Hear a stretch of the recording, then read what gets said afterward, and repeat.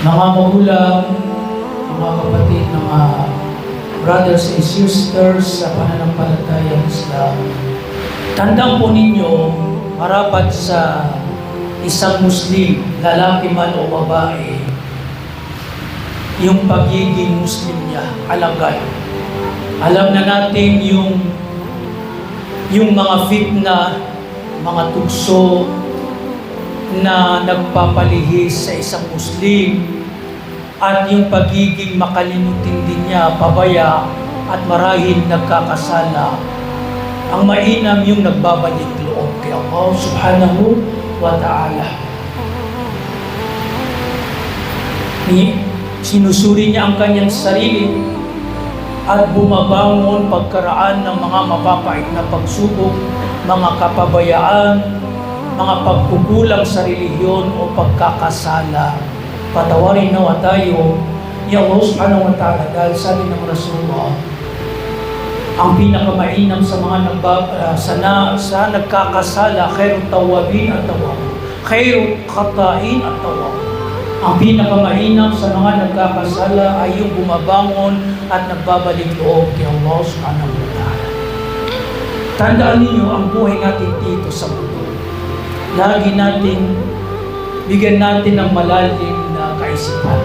Kapag ikaw sa umaga, habang ikaw ay kumakain, nagkakape, bigyan mo ang iyong sarili na nagmumuni-muni hinggil sa katayuan mo, status mo, kalagayan mo kay Allah subhanahu wa ta'ala. Kumusta na yung pagiging Muslim mo? Isa yun sa katanungan.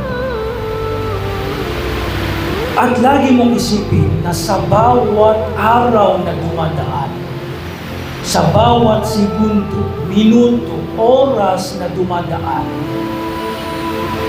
ay ganun din kabilis yung pagdating sa iyo ng kamatayan at ganun din kabilis o kalapit ang pagdating mo sa libingan. Lagi mong isipin, bawat araw nadadagdagan ang edad mo. Tumatanda ka. Pero ang iyong mabuting gawa ba ay napapabuti? Naitingan? Nadadagdagan?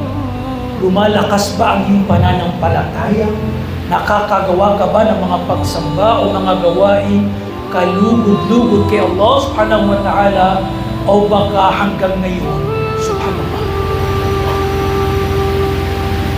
ang buhay mo puro paglabag, pagsuway, walang pagsasala, walang paglalaan ng pagsamba, puro makamundong buhay, puro makamundong ang iyong inaatupag. Patawarin na tayo kay Allah. Walang pagsasala, puro trabaho, kain, trabaho, subhanallah. Walang man lang patungkol sa relihiyon, patungkol kay Allah subhanahu wa ta'ala. Kung ganyan ang ating pamumuhay, wallahi lang, pagsisisi ang nag-aantay sa amin kapag nagkahiwalay na ang ating kaluluwa at ang ating mga katawan. Tandaan niya, marapat sa isang Muslim na nagmumulay